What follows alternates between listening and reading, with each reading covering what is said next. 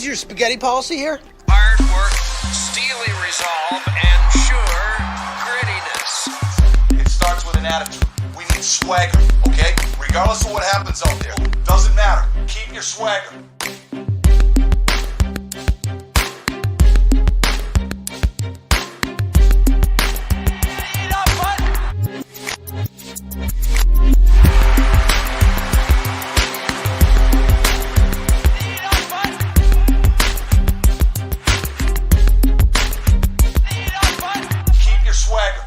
Hello, everybody. Welcome to the 5-Hole Fantasy Hockey Podcast. We're your hosts, TJ, Zach, and Raj. Hey there. Hey. Today we got the weekend preview. Looking at the games going this weekend, trying to get you guys the win. We also got the mailbag tonight. Got a few questions in there. If you guys want to find us, we're on Twitter at FHFH Hockey. We're in the Fantasy Hockey Discord. Let's get the bad vibes out of the way. Jeez. And there's really not too many bad vibes. So, we got that going for us. It's a short one. Justin Schultz, he left the game on Tuesday. He didn't return. Still day to day. Same thing for Alex Martinez, except he left Monday's game. Supposedly, it was linked to an earlier lower body injury that he had suffered earlier in the year, and it's been kind of lingering. So, he's day to day at the moment. Rasmus Sandin, he is out with illness. Didn't play on Tuesday. And then the big fish. Cale Makar was announced after morning skate this morning that he would not be playing in the game tonight. They're currently winning 3-0, but Cale Makar not playing against the Flames. Devontae's took that top power play tonight. And he also got an assist. As it goes, so it goes. That is a lot of minutes. Take a look at Makar's last 10 games and see why he might be a little tired. The dude's played over 30 minutes, 3 games in a row, 27 minutes every other night. Rightfully so, but this happens every year, right? Hasn't he been injured every year? He's kind of a Letang in a way. Yeah. All right. I'm looking at Josh Norris. Just came back, played his first game today. Played 19-14, 5 minutes of power play time on ice, and that's not even good enough for top power play time. That's only 40% of their power play time. Played 5:21, 2 shots, a block, 2 penalty minutes, no points, but he's back. He's centering DeBrincat and Giroux on the second line. So Josh Norris officially back. There was a lot of points to be had too. I mean, Brady Tkachuk had a friggin' 4-point night. Shabbat had 3 points. That was a big game. Timmy Stooch just keeps on going too. He's good. All right, dipping into the mailbag. We got a guy from our Discord. Hits us up on Twitter sometimes too. This one came in on Discord. Bluto. Who would you roster in net for Edmonton, or would you move on from both if it's a shared net with bad defense? Other goalies are Kemper and Copley. The free agency pool is scarce. Next best goalie is Luukkonen. Wins are 2.5. Saves are 0.14. Goals allowed are -1. Shutouts are 5 points. 0.14 for save. That's weird. Anyway. Random. Yeah, random. All right, so Stu Skinner just had a baby. His wife just had a baby. So he's not playing right now. Campbell's kind of the hot hand as it stands. I think what I would do if you're dead set on riding 3, especially with Copley kind of being I don't have my faith isn't cemented in Phoenix Copley right now because there's Quick, there's still Peterson down in the AHL, and I haven't come around to trust Phoenix Copley as a staple there. You know what I mean? So for me, if I'm riding 3, which I would, I'd probably go Campbell at this point between the two. I'm way more into Campbell now. He's 4 games in a row. His save percentage in the last, since coming back is excellent. It feels like he's been underperforming and is due to overperform, whereas Copley's been overperforming, is due to go the other direction. So out of those choices, I'd take Campbell, but good Lord, stressful having to rely on Edmonton goalies in any way, I'd say. Or Ukko-Pekka Luukkonen, which, if you're afraid of a shared net, Buffalo's got 3 goalies to share. So, yeah. UPL is not the answer, especially if you're afraid of a 50-50. This 33-33-33 thing they got going on in Buffalo is worse. So who do you pick, Zach? Skinner, Campbell? I mean, I guess I take Campbell. I'm also a big fan of, if it is that light out there, I feel like you could still maybe, daily stream some guys. Like, I love doing it. It's one of my personal favorite things to do. Philip Gustafsson he's on another level right now. There's a lot of goalies that are kind of at this point streaking that you could definitely, and they're not worth, you know what I mean? They're not worth it to own them all together, so they're available. You know what I mean? Like Gustafsson is a great one, widely available, and if he's playing, I'm willing to pick him up. All right, so it sounds like 2 for Campbell, 1 for take your luck, streaming that goalie spot out. 86 the Waffle, he's got a question here. In very good shape in my league, and I'm starting to make moves looking forward to the trade deadline and playoffs. How many roster spots are ideal to keep open for streamers moving forward towards the end of the season?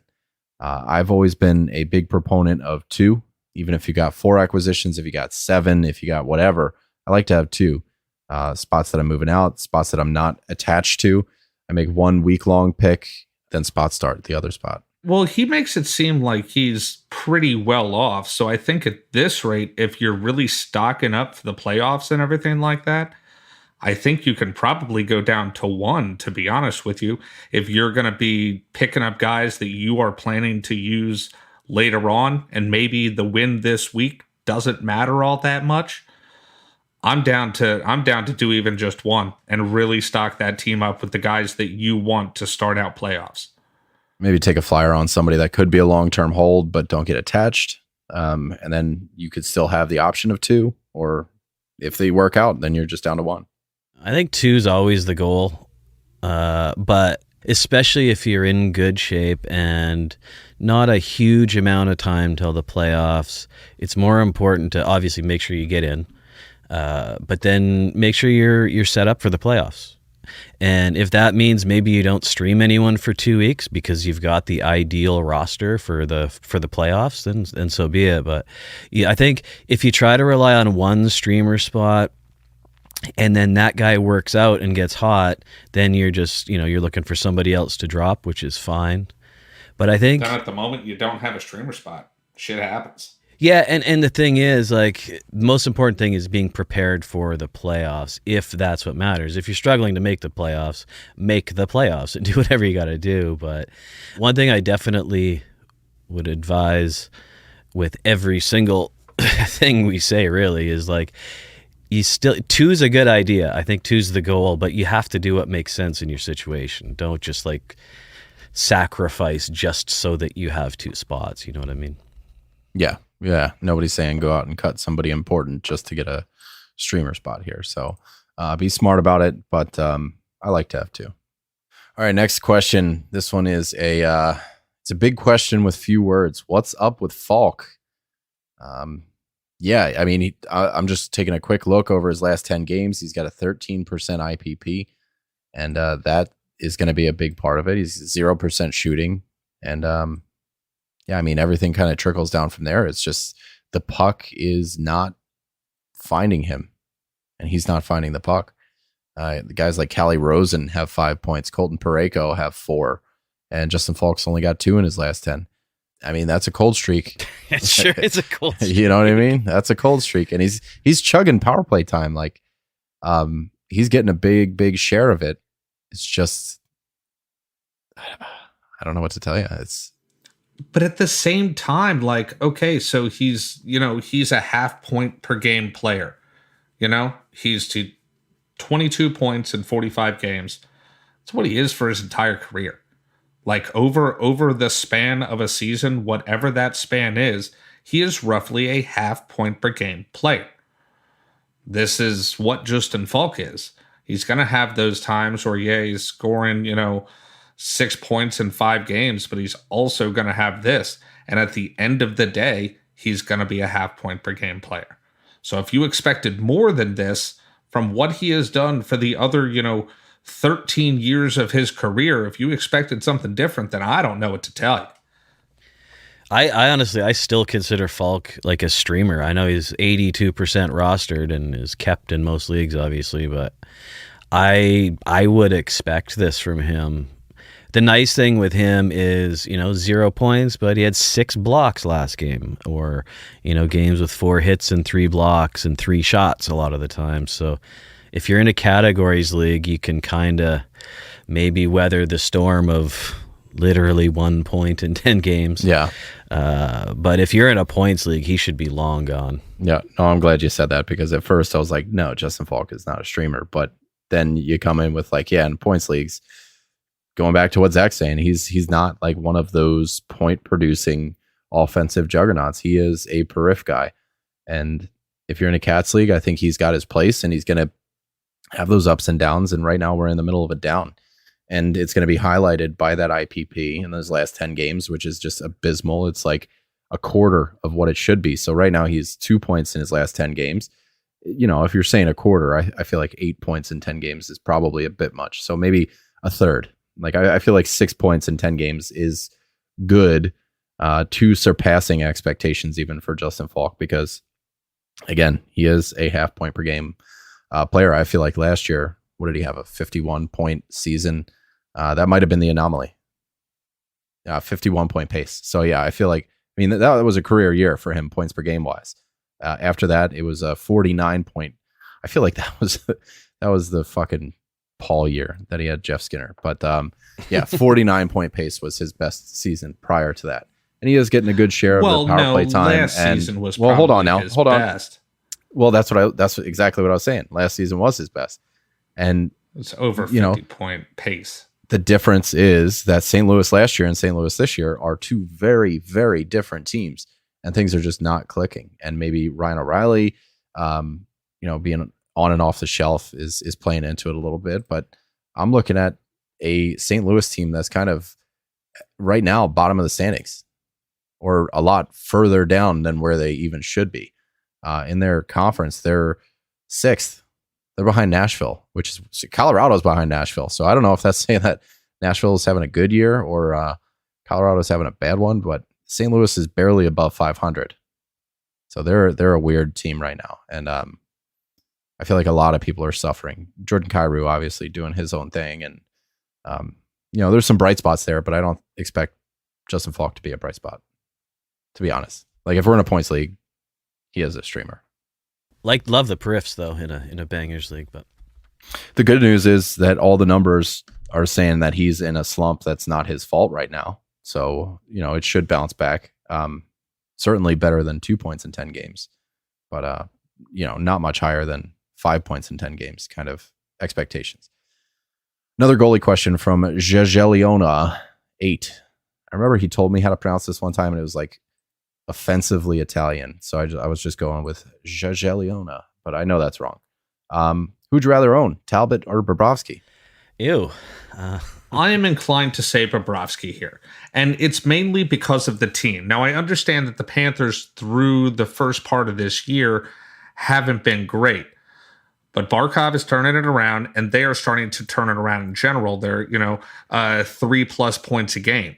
That hasn't happened in the past very much as far as earlier in the season, but they are now. So they're turning it on now, and I like Bobrovsky moving forward. Now, if you look at their season numbers, quality start percentage, Talbot got. Save percentage, Talbot got. Goal against average, Talbot got. And I understand that, but it's the team around him that I'm also taking Bobrovsky for, because you want those wins. Yeah, I think there's more upside as a team, like you said, and there doesn't seem to be an even split anymore. Bobrovsky's playing all the games. And you know what? He was over 900 for 3 games in a row. Wow. Almost like a professional goalie. He's been playing much better. Like Zach is saying, the team's playing much better. I'd have to go with Bobrovsky, but I guess these are why people are asking these questions, because both goalie questions have been pretty gross, to be honest. No, it's a good question. It really is, because you look at if I just read you off the numbers, you would pick Cam Talbot, and you might still pick Cam Talbot. I just would lean against the latter. Bobrovsky just played both halves of a back-to-back. Yeah, against Toronto and Buffalo, who can score? Yeah, if you're in a volume league, the answer is easy. It's Bobrovsky. If you're in a stats league, quality league, maybe Talbot could have an edge, but like now is a really tilted time to have this question because Bobrovsky is having himself a stretch. In the last 6 games, he's in this dummy league that I created. He's the 4th best goalie behind Saros, Montembeault, and Vanacek because goalies are weird. But yeah, he's doing good things. And Martin Jones, that's your freaking top 5, ladies and gentlemen. If you needed a 0G advertisement whatsoever, your top 5 in the last 2 weeks is Saros, Montembeault, Vanacek, Bobrovsky, and Martin Jones. So yeah, it's for me, it's easy Bobrovsky. I wish I knew if it was quality or quantity that what you were after, but I think both cases, I would probably still lean Bobrovsky, unless, of course, like your goalie stats are all quality. Like if you're just looking at save percentage, goals allowed, and maybe like shutouts, those are your 3 stats, then I would probably pick Talbot. But if you're like, if saves is even close, like saves and wins and save percentage, it's Bobrovsky easy. If saves are in it, it probably still tilted Bob's. So for me, it's Bob's. Blaze H2H would love to hear your thoughts on where you rank Dunn and Adam Larson rest of season. He's thinking of moving Barry for them. He's in what looks like a Cats league, goals, assists, power play points, plus minus shots, hits, and blocks. So pretty standard Cats league here. What do you guys think? Is Barry the move? I'm fine with moving Barry. I love getting Dunn. I'm remembering back to our playoff episodes, and Dunn and Seattle had a pretty bad schedule in most of the clumps of playoff weeks and sets and things like that. And Edmonton had one. So, but to your point, all Barry does is goals, assists, power play points. Yeah. Whereas Dunn is like doing points.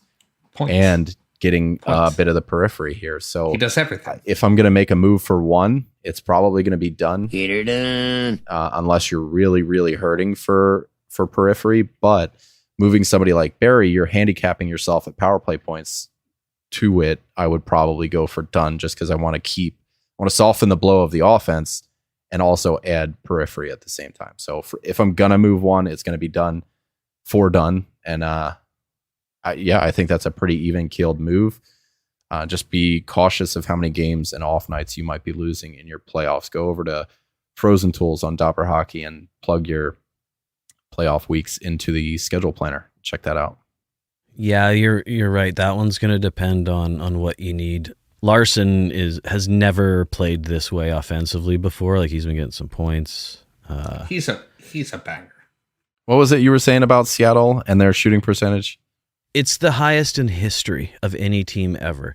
So, and the only team that's ever had a shooting percentage higher was Toronto in a half season.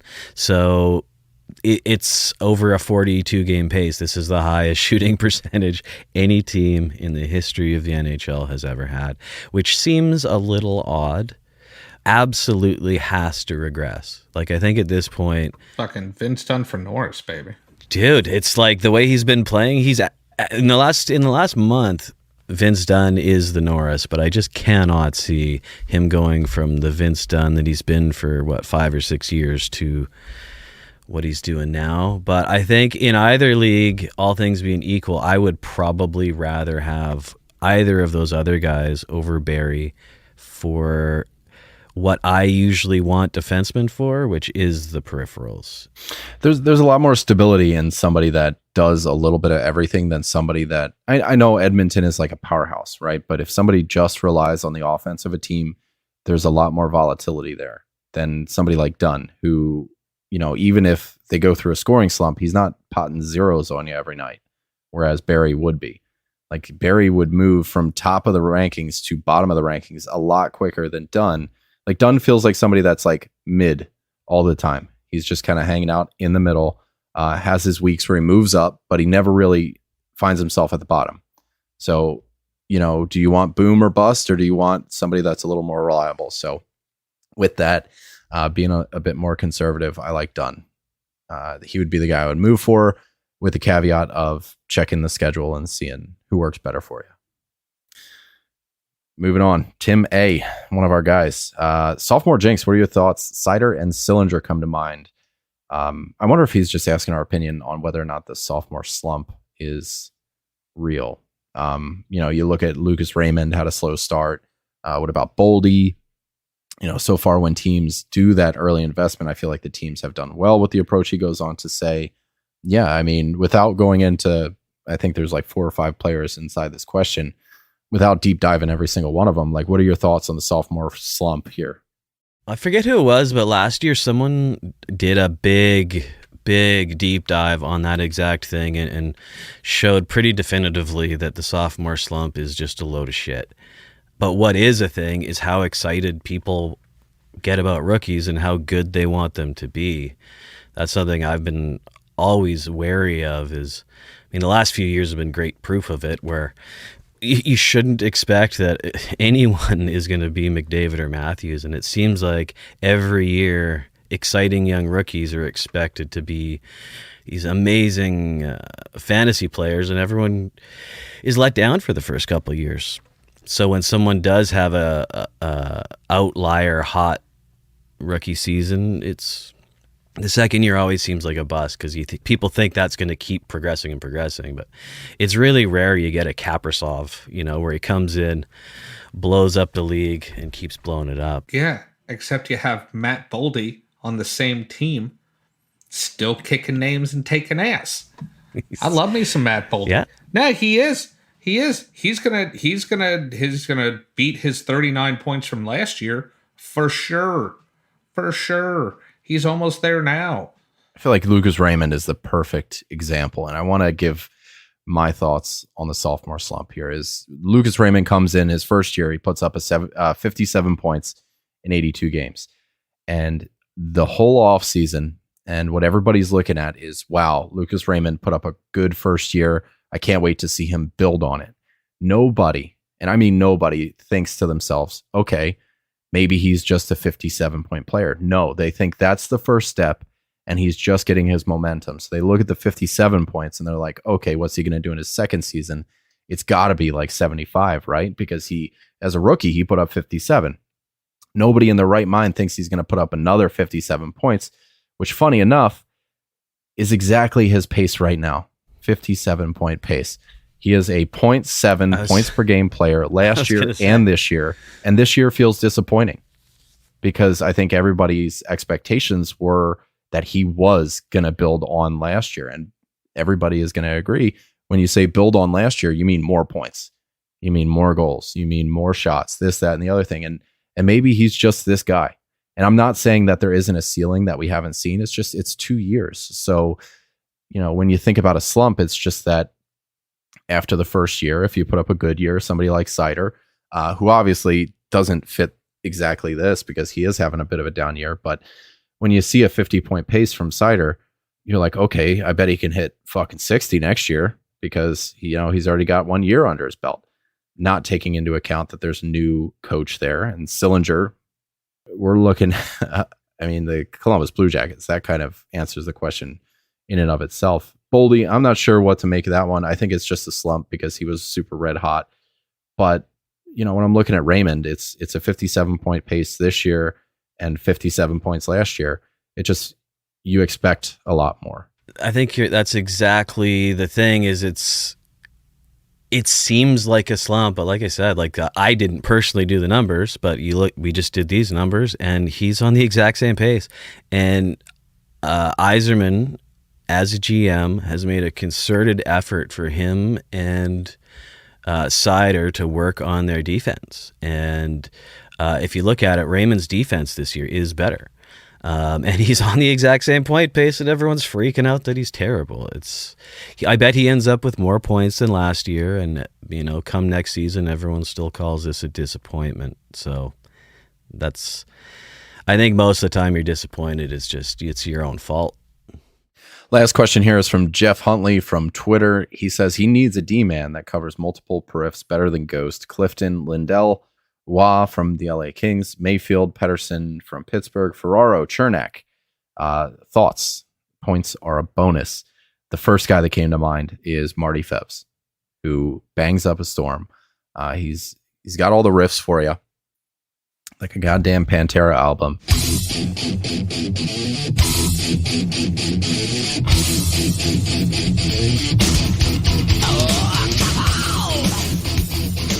And there's guys like Jeremy Lazon, Scott Mayfield, Ben Sherrod, and we were talking about Luke Shen before we went on air, who his periphery is just out the ass. He's playing with Quinn Hughes. Quinn Hughes doesn't do any of it, so he's hitting and blocking for two people on that pairing.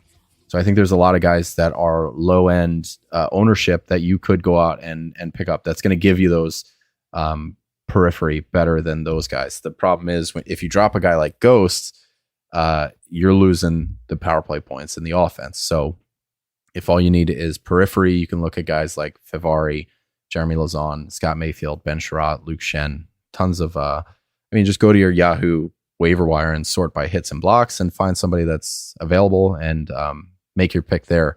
If you're looking for points as a bonus, Fev sometimes is on the top pairing. It hasn't been that way in a long time. I think he's on the third pairing right now, but his minutes are pretty consistent since coming back. They're not huge minutes for a D. They're 17 to 20 in there, but he had a goal and an assist, 4 hits and 5 blocks last night. So if you want an endorsement for Fevs, check out his last couple games. 9 hits the game before that. Keandre Miller. He's got a lot of points right now, and we might have missed the boat on the points. The same thing could be said for Ryan Graves, who's got 6 points in his last 7, and is somehow plus 11. Actually, the Devils are good, so I shouldn't even say that. But usually he's known for his periphery, but right now he's doing a ton of points. And the same goes for Miller. So those two guys would be guys to look at as well. All right. How about the weekend preview? What do you say? Okay. So, I think we'll start out with the best schedules. There's quite a few teams that have 3 games in 4 days. All of those days are Thursday, Saturday, Sunday. Every team that plays these 3 games in 4 days has that schedule. That is Arizona, Chicago, the LA Kings, Philadelphia, Vegas, and Winnipeg. Winnipeg has just had this is the 3rd or 4th week where they have one of the best schedules or the only best schedule on the weekend. It's crazy. But obviously we're going to be talking about our same guys there. So I say we start at the top here. What are you thinking for Arizona? I don't give a shit about Arizona. That's me personally. They don't have a single player inside the top 100 right now, so it's tough. No, they had, I think their season kind of goes the way of Schmaltz. Halfway through the season, big hot streak to just remind everyone he knows how to play, and then tank. And everybody's awful right now. There's no one who's getting points. Barrett Hayton is their leading scorer with 5 points in the last couple weeks in 8 games. Lawson Krause. And they're playing. He's got 5 points. Krause too. is great, but these guys are all kind of like desperation streamers, in my opinion. I'd try to find out. And they're playing Washington, Dallas, and Vegas. So a good chance of not many goals being scored. And then there's Clayton Keller, who has 1 goal and 1 assist in, the past 8 games. And a whole whopping 2 blocks where he accidentally got in front of 2 pucks. Tell me how he got 19 penalty minutes. How did he get 19 penalty minutes? Did he get in a fight? He must have punched a ref in the face. Jesus. All right. So you said Washington, Dallas, and Vegas. Is that right? Those are their opponents. Dallas has the 2nd best goals against per game. The Capitals have the 10th, and Vegas has the 12th. So you're punching up. I think if you're in Arizona, you are curating whatever you need to stream for. And if you're looking for hits or blocks, Lawson Krause is your guy. He's been scoring at the same time. Nick Ritchie, 28 hits in his last 8 games. So there's guys hitting. And Christian Fischer is hitting up a storm too, as is Jack McBain with 35 hits in his last 8 games and 13 minutes of time on ice. The hits per 60 are out the ass there. If you have to go to Arizona, hopefully it's just for hits. Yeah. Luckily, there's lots of teams, like Zach was saying. There's quite a few teams who have the same schedule. Yeah, there's so much to look at out there. I don't think you gotta get that nuts. And we're gonna really ramp this party up, and we're gonna talk about Chicago. What do you say? I mean, there's people from Chicago. I'd rather have Chicago players. Yeah, there's a couple. Okay, so Chicago is at Philadelphia on Thursday, at St. Louis on Saturday, and then play the LA Kings at home on Sunday. I don't know. I mean, they've got Philly. Actually, all those teams, you could get shut out or they could score a touchdown on you, right? Like Philly has been very that way. St. Louis with Binnington, you never know what the hell's going to happen there. And LA is just confuses the hell out of me. But I mean, Seth Jones, 53%. He's been crushing it. 9 points in 6 games, 3 to 4 shots on goal for the last couple of weeks. But he's fairly available, and he's doing it. He's doing it right now. And their opponents, like you said, are better. So if you need a D, I would check for him for sure. Yeah, I feel like the points options here are a little bit better. Seth Jones is doing stuff. Max Domi at tri-eligible, with not having the best schedule in terms of like off nights or anything like that with Arizona, Chicago, everybody kind of having that same Thursday, Saturday, Sunday bit. Max Domi gives you a little more flexibility with that tri-eligibility. He's got 5 points in his last 5. That's not something I think I'd be saying about anybody in Chicago, let alone Seth Jones. What is that? It's 8 points in his last 5. And you said 9 points in his last 6. So like he's doing stuff. And that's like not characteristic of things that happen there. They're mixing up their lines a little bit. Tyler Johnson, Ty Joe is on the top line right now with Domi and Patrick Kane, who is back. I know Domi's been one of probably the biggest hits this year, just as far as like good streamers. He's had that trial eligibility, and he's been really consistent since for months actually. Even without when Kane's been out, he's still hovering around point per game, 3 shots a game. I feel like he struggled in Montreal when he got kind of treated as like a third liner because his dad's he was super tough, right? And I thought Max, just because of the perception, I thought he was somewhat rugged hitter, but he gets no peripherals really. Mm-mm. He's a straight points guy, and I think he wants to screw up that face. He's so pretty. Those eyebrows. No, he takes a lot of time, I think. Taylor Radish is getting points too. He's 1% rostered. Like there's some Hail Marys to be had here.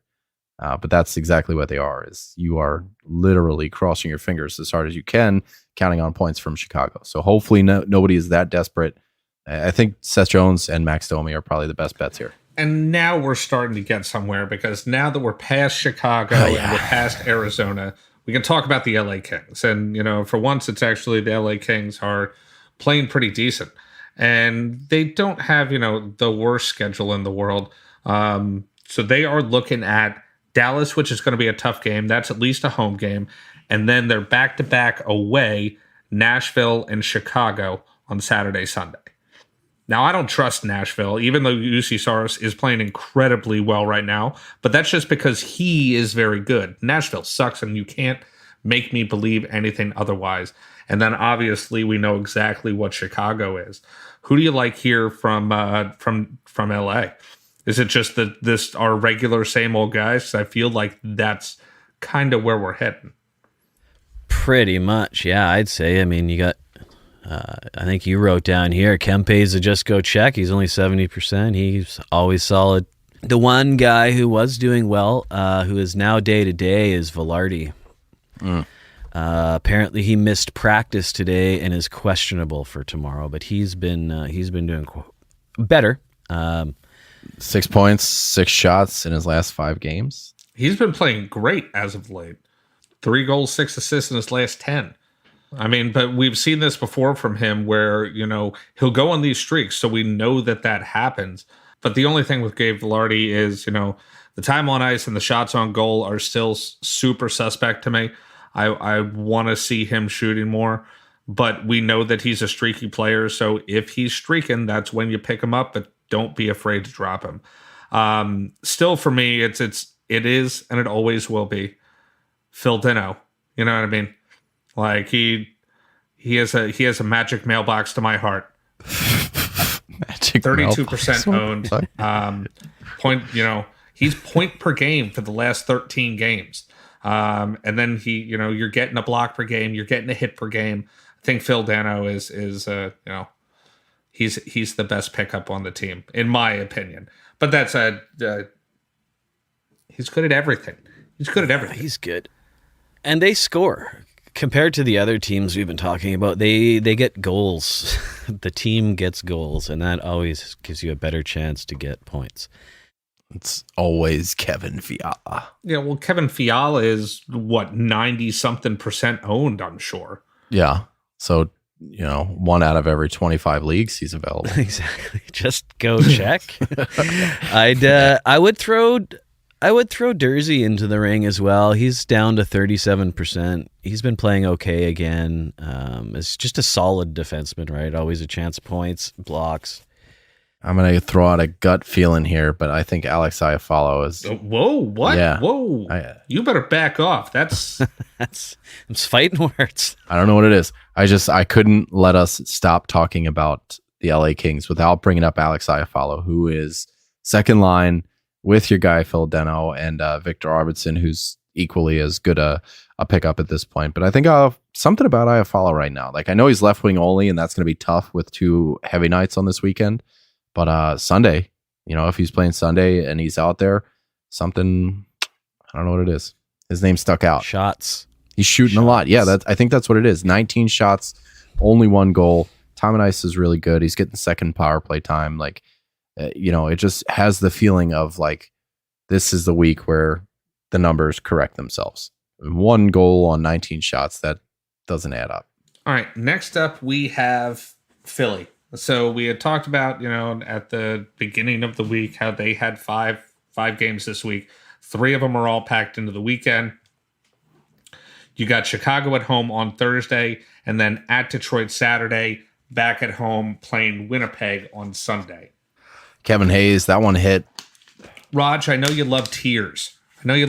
So we went tiers in Philadelphia. I figured it would be perfect. I think your top tier, that's your Scott Lawton, your Kevin Hayes. They're 33% owned, 31% owned. And then your tier 2 is all, your less than 10% owned guys. They're Morgan Frost, Joel Frisbee, Owen Tippett. But here I am super looking at Scott Lawton, always. And keep on going with it. And Kevin Hayes. I like them both. Hat trick Hayes. Absolutely. Absolutely. They're great. And no, I'm not opposed to tiers when it's like this. This is tiers. There's 2 guys who are 30% and some good guys who are under 10. Those are defined tiers, and I'll 100% go with that. Lawton. Yeah, Lawton hit. Hayes hit last game. There were some good hits. I think Frost got a goal, maybe? Yeah, I think it was through the legs, looking fancy, Morgan Frost. Oh, yeah. right. He had that sick goal. That's right. I just want to see like John Tortorella's reaction to that, because he doesn't like that fancy shit. But if you're going to score goals, yeah, he scored a goal and probably benched him. He was probably upset. Yeah. Yeah, exactly. He was probably pissed. Yeah. They've had the schedule for the last 10 days, and they're coming through. Wade Allison, how about that? 5 points in 7 games. He's hitting up a storm. What do you guys think? He's 0% rostered. So if we're talking a tier 3, I mean, nobody's looking at Allison. I think if you're in a super deep league, he's out there. I think you can get a piece of Philly at some point. All right. I don't know. It is. All right. Vegas. What do you say? Shall we? Oh, you know what? How about Samuel Ersson in Philadelphia? Because they got a back-to-back this week, and Ersson's looked pretty solid. Yeah, he's doing it. So, all right. So next up, as we said, we do have Vegas, and I actually think Vegas has the best schedule of the weekend as far as taking into account who they play. You're looking at the Red Wings on Thursday, then they play the Caps on Saturday, and away at Arizona. That Sunday game is pretty, and it's because they're playing Arizona on Sunday. They're just going to score a ton of goals. It's going to be great. And it's pretty much a home game for them anyway. Kessel's on the top line. What do you think?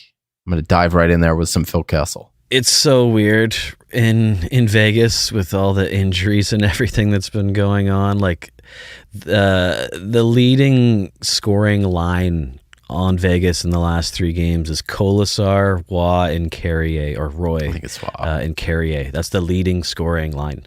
And that should not be the leading scoring line on Vegas, as far as I think what the team's plan is. But there's also this guy, Paul Cotter. Yeah, he saw a little bit of top line time. Then he got moved down to the fourth line. I think he's there. He's leading the team in power play time. He's in the last week. It's all messed up there. But they have Cotter and Colasar are 2 forwards who are averaging over 5 hits a game lately. So if you're looking for bangs, that's a really Paul interesting Cotter, couple kid. choices. Yeah, and Colasar too. Yeah, He sure does. yeah, like 5 a game type of. They type do of be line. banging over there. I'm incensed that you guys didn't talk about, like, when I said Phil Kessel, you guys didn't say anything. What's up with that? He's on the top line. What do you say? Yes, Yeah. 4 points at 5 games. Phil Yeah. Kessel. That's right. Yeah. I think we're allowed to talk about Phil Kessel again. Given the schedule, I think. I mean, he's definitely a points league ad. He's hit once before. Once. Yeah, or twice. Yeah, for good old time's sake, if you're looking for a week or a time to pick him up, I think this is probably Yeah, with those opponents, like, the time, the weekend. I like it. Yeah. That's all I got there. I'm picking up Phil Kessel for my Old Country Buffet fantasy league. CC's Pizza, yeah. You get pork chops, everything, some fucking candied yams, and all on the same plate. And then just pouring gravy on top of everything. The sweet, the savory, everything. Gets great. Chando's Thieves nowhere to be found right now. 1 point in his last 5. All right, so you got Winnipeg here. They're playing, they're just on a straight up road trip, and they have been for this entire week. But they are playing at Toronto on Thursday, at Ottawa, at Philly on Sunday. Yep. I don't know. We've talked about Winnipeg a few times lately, right? Well, yeah, they've had the best schedule for like every weekend this month. So I mean, we've gone over all these guys multiple times. Again, obviously, I think it's Blake Wheeler is your number one here. He's just over 50% owned now. When we talked about him last, he was 49%. He is up to 53 now. What is your Perfetti policy here? I think we still love Cole Perfetti. Tri-eligible, 23% owned, and still Perfettiing it up. I mean, if we're talking about 52% Blake Wheeler, Neil Pionk is worth a mention here at 52% as well on Yahoo. 3 points, good for bangs, shoots, stuff. Well, Perfetti, you're getting points. You're getting no periffs. I will say that much. But you're getting a decent amount of points right now. He's playing very well. And the trial eligibility is super sweet. Yeah, I think he's getting some power play time as well. So, and he's way more fun to add than Wheeler in my books. I'd rather have, if both guys have the same stats at the end of the night, I'd feel better about having Perfetti. That's for sure. Anybody else you're looking at here? Yeah, there's bangs. There's bangs everywhere in Winnipeg. Yeah, it seems like there's lots of bangs available for these days, this weekend in particular. Yep. Dylan, and Brendan Dillon. So there's Brendan Dillon, Dylan DeMello, and Dylan Sandberg. So if you need bangs, find your Dylans and get there. Pick a Dylan. Yep. All right. So that does it for the 3 games in 4 days teams.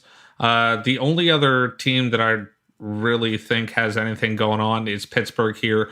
They play Friday, Sunday, and they're the only team that plays on both of those off nights. They are at home against Ottawa on Friday and then at New Jersey on Sunday. Jason Zucker. Points and bangs. That's my pick. Yeah, I was looking back at that because I know I asked you that last episode, like, how weird is this? And Everything else about Zucker is exactly the same. His shooting percentage is exactly the same as his career average. His shots on goal is exactly the same as his average. And then his hits are just 4x. Yep. He decided to hit 3 times a game this year for whatever reason. Brian Burke. Yeah. Brian Burke, right? So I don't know. But yeah, he's great. And now all of a sudden, fantastic in peripherals leagues. So yep. There's that. That's it, though. Ty Smith, semi-risky pick, but Letang is out for a few more days. He'll be out for probably the rest of this week. Petrie's out, and Smith is playing all the minutes and playing the power play, shooting over 3 times a game and getting a couple of hits. So given the off nights, I think it's probably the last 2 nights you're going to own him because you'll probably drop him right away. But I think he's a decent pick if you need a good all-round D with chance of power play points. Keep an eye on Jeff Petrie, too, who traveled with the team, who could come back. Moving on. Prep for next week. I mean, Calle Yarncroke, what you were saying before, Zach, I think that still rings true. Toronto's got that perfect schedule. Yeah, you're looking at Calle Yarncroke. Timothy Liljegren actually has been piling up some points lately, so he's worth a look. And the bangs are like, they're there. 3 hits a game, block a game. He's shooting close to twice a game, but the points is what's really sticking out. Like we were talking about Morgan Riley and that power play spot, but I guess they are still riding 5 forwards on that power play, so could be I don't know. I don't know what to make of Morgan Riley at this point. Michael Bunting is 65% rostered, so 1 out of every 3 leagues. You can check him out and take him for a spin. Ride him into next week if you can. This weekend where you don't need to make moves because either you're losing by a ton or you're winning by a ton. Those are 5 teams that you want to look at. Toronto, number 1, and then Columbus, Dallas, the New York Islanders, and the New York Rangers. Keandre Miller. We're going to be talking about him on fucking Sunday. Zach, you're going to Miami, so you're not going to be here for that episode. But, yep, we will. I'll make sure, personally, I'll make it a point to talk about Keandre Miller. All right, ladies and gents, that is it for the weekend preview. If you guys got any mailbag questions that didn't make it on the show, hit us up on Twitter at FHF Hockey or in the Fantasy Hockey Discord. I know there were a couple late ones that got in there that we didn't have time for, but yeah, we'll bring it up on Sunday or something, or just DM us or whatever. But anyway, love yous. Love it. Love yous.